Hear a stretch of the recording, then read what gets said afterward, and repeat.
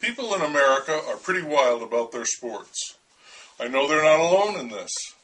The Brits and Europeans and South Americans have their soccer, their football. And there's rugby and cricket, and Canadians and Russians have their hockey.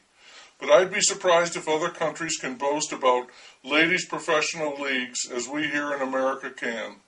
That shows how deep it goes in this country, this love of sports. I know a young man who enjoys sports. Possibly you know someone like him. You may even be like him. There are, I think, a great many people like him. He plays in 3 softball leagues and 2 volleyball leagues.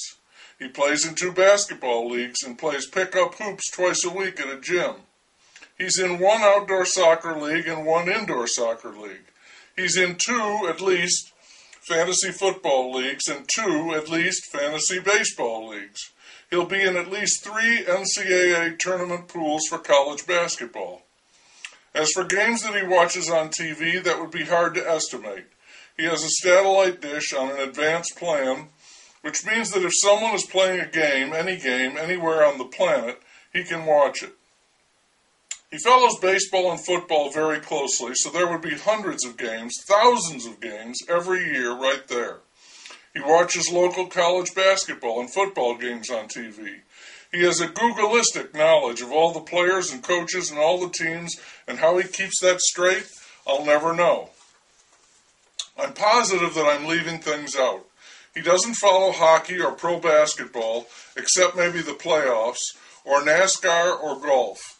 But if you were to add up all the time spent on sports and factor in that he is gainfully employed at a full-time job and sleeps on a regular basis, then no matter how you add it up, you will exceed the number of hours there are in a year. And I forgot to mention his attendance at local sporting events, baseball, both minor leagues and major league teams, college football and hoops within about a 6-hour driving range, further if it's a very big game. It never ends. He's busy every night and booked solid on the weekends. And he would say, very seriously, that he is just a casual sports fan, not one of those die-hard nuts. He doesn't have his basement, the man cave, done up in some team's regalia. He doesn't paint his face on game day, nothing like that. But he spends, somehow, more time on sports-connected activity, all those sports talk shows, on radio and TV, than there are hours in the year. I know, I've done the math. How is this possible? I've heard about multitasking. Is it possible that he's watching a game on his cell phone and also following a fantasy team while playing in one of his leagues? Did he clone himself like CBS did with Jim Nance so he could be in 2 or 3 places at once? Of course not. But even so, where does he get the energy to do this? I forgot to say that he likes to travel and plans at least 2 major getaway trips per year to different parts of the world, where he then plays games and attends whatever passes for sport there. And although he does not gamble on sporting contests, he has a regular seat in a weekly poker game, plus he's married with 2 kids and he works out at least 5 times a week. Again, how does he do this?